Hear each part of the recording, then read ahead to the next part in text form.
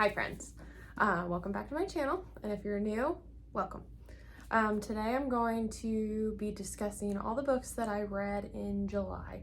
I think there was a total of 6 maybe? Yes, 6 books. So 2 of them were audiobooks. I don't actually have the physical copies, but when I talk about them, I'll put the picture up on the screen. But the first book that I read in July was The Sorcery of Thorns.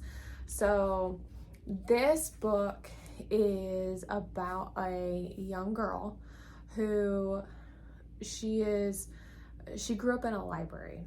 And in this library, all of these grimoires are basically alive. And so it is her job, along with all of the other librarians, to guard these books, take care of them. And then there's also these people called magisters. They're basically like wizards, and they are allowed to come and check out grimoires. They can't leave with the grimoire, but basically like check out the grimoires, look at their families' grimoires. But there is a plot that goes through this book. Basically, somebody has made a grimoire mad, and so when a grimoire gets mad, they turn into, I forget the name of what they called it in here, but basically turn into like a monster. So it's like a book monster. And these librarians, depending on what avenue you go, they're trained to take care of those monsters. And so there's swords, magic.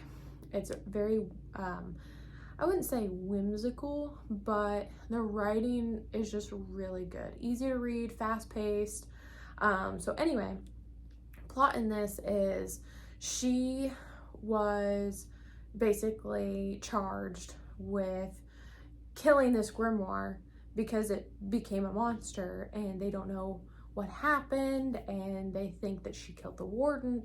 So she has to go to the capital city, and basically she didn't do anything. She's trying to find out who is doing this, because it's not just her library that has been attacked. It's all of these other libraries that have been attacked as well. So the magister that had picked her up, his name is Nathaniel. Oh. Yes, Nathaniel. Goodness, I'm good. So they kind of they get a bond, and he at first isn't like willing to help her. He's just trying to transport her, and you know, all of that. So it comes into terms where they're working together to try to figure this out, and it's a lovely book. So if you want something fast-paced, light read that's a little magical, then yes, definitely go ahead and pick this one up. The next book I read it on audiobook. It's called The Space We're In. So this is basically about a young boy he has a brother who is autistic. So he is going through, basically, I don't know if it was like the first year of, I think he's like 10 or 11. So he's like 10 or 11, and he's got a 5-year-old brother, and his brother is autistic.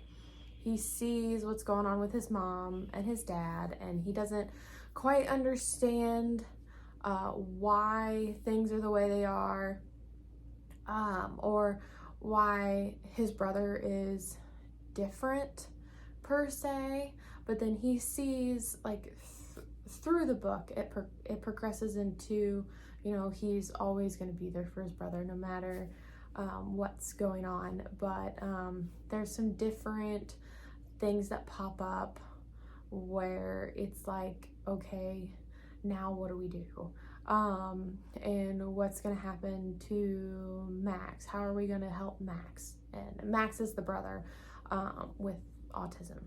So it is just a very short, very heartwarming book, and it kind of caught my feels a little bit just because my mom works with autistic and handicapped kids, so I grew up around all that, and I know that it can be very difficult, but most of these kids are they're just so wonderful, and all they want to do is love you, and they have to show their love in different ways, and they get so excited about just the little things. So it really puts things into perspective, because even though they're not where you might think a normal person is, in their way they are normal, and we just have to like cope with, like, not cope with that, but understand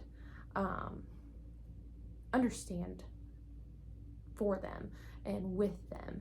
So it's really heartwarming. It did let me like tear up a little bit in this one part. So if you're looking for a quick little read, I do suggest the audiobook. It was super good. So yeah, check out The Space We're In. The next book I read, it's really, really popular right now, or at least it was on like Book Talk and BookTube, and I think and Bookstagram too. So I really enjoyed it. I know that some people are like, oh, it's just a hyped up book and it's probably not gonna be that good. Well, this one is definitely worth the hype. It's super good. Can't wait for the second one to come out, and it is the Atlas 6. So this one is basically about an academy or a secret society that every 10 years, 6 individuals with magical abilities are chosen to go through this trial. And I'm calling it a trial, even though they're saying it's kind of like a competition, which it is, but it's not really a competition. It's an interesting competition because they've got 6 people that are going against each other, but they're not really going against each other. So, and at the end of this so-called year that they have, one of them is supposed to die, pretty much. But it's like a consensus of, okay, who is gonna die? It's really interesting. This is a very character-driven story, so you get all kinds of different perspectives, and it's very, like, they take the magic, but they turn it scientific. So it's a modern fantasy is what I would call it, or urban fantasy story. So this is just, like, if you like information or a detailed, character-driven, and all kinds of different information that makes you think, pick this up, because this is so good, just so good. Yeah, and if you do pick it up, or any of the books that I've read or I've talked about so far, and after the video, please leave a comment and let me know. I would love to hear what you think. The next book that I read, I'm actually in a book club, part of this one organization that I'm in town where I live. So our book club talk is over Zoom, and it's gonna be August 10th. So I've already finished the book that we're gonna be talking about, and I rented it on audiobook from the library. It's called Summer of '69 by Elin Hilderbrand. Super good book. I don't normally read those like just regular fiction or historical fiction books. I'm trying to broaden my horizons a little bit more. So I do have all kinds of just different genres but I don't necessarily lean towards that. But this one, I will definitely be picking up more by this author because she is just a phenomenal writer. This book is about a family, but it follows the mother and her 3 girls of the summer of '69. So they are a well-off family in the late 60s, where they have a house on Nantucket. So every summer they go to Nantucket.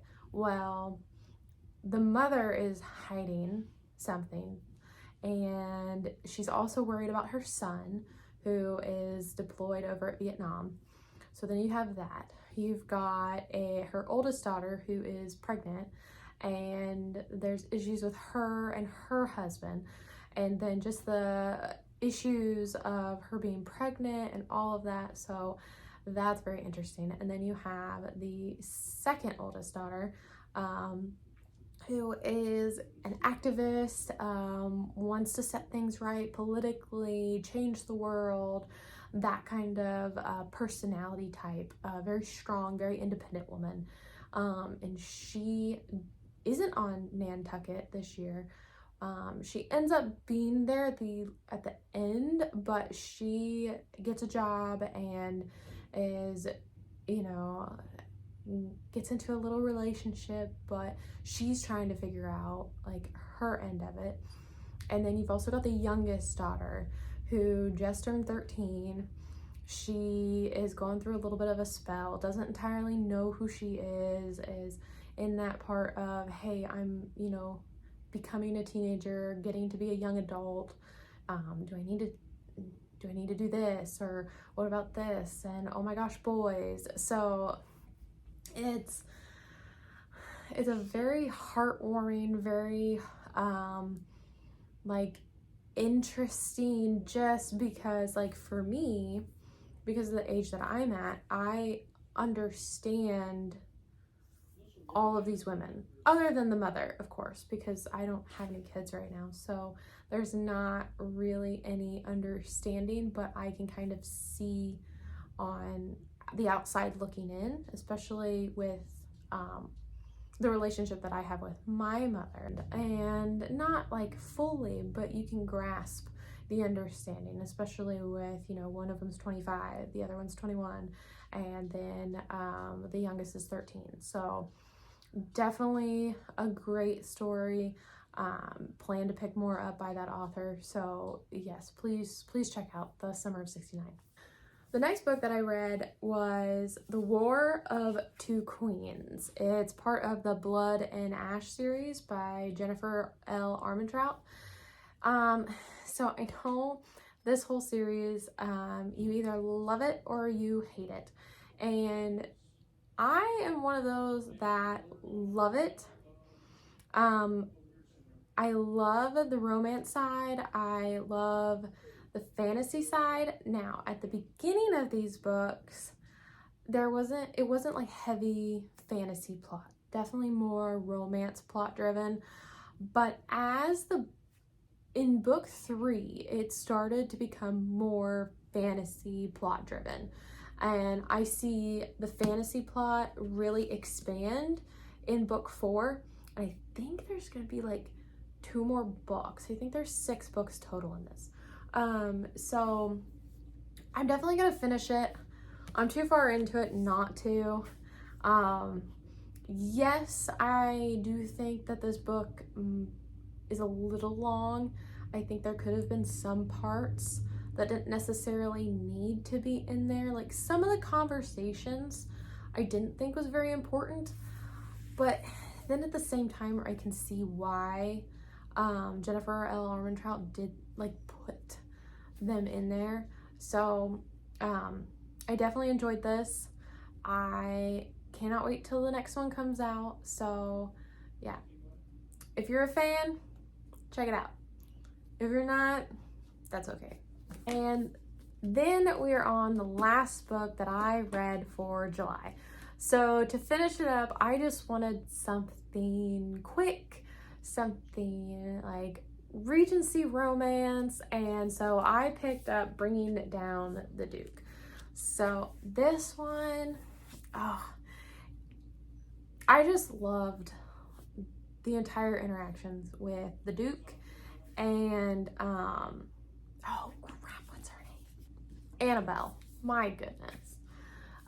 So they, oh my gosh, I wanted them to get together so bad. And so every time that, you know, the Duke would propose something, and Anna would be like, no, I can't do that to you, or no, I won't do that, or I can't. And it's just like, lady, freaking go for it. Like, come on. So it just made me mad. But finally, you know, when it gets to that point of, yes.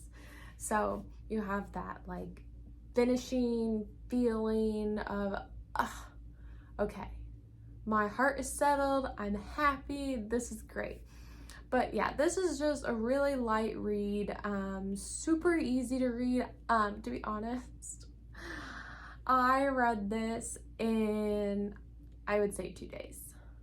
I could have finished it all in one day, but I think the first day I read almost 100 pages, and then the next day that I picked it up, I couldn't put it down. So good. Definitely pick it up if you want something light to read, something romancy, rom-com kind of thing. So yes, very good. So those are all the books that I read in July. Please let me know what books you've read in July. I would love to know, and I will see you guys soon with another video. Bye.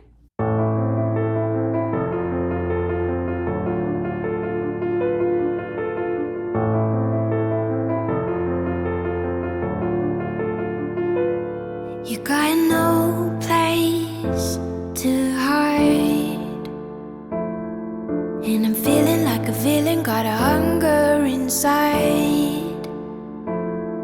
One look in my eyes, and you're running 'cause I'm coming, gonna eat you alive. Your heart hits like a drum, the chase has just begun.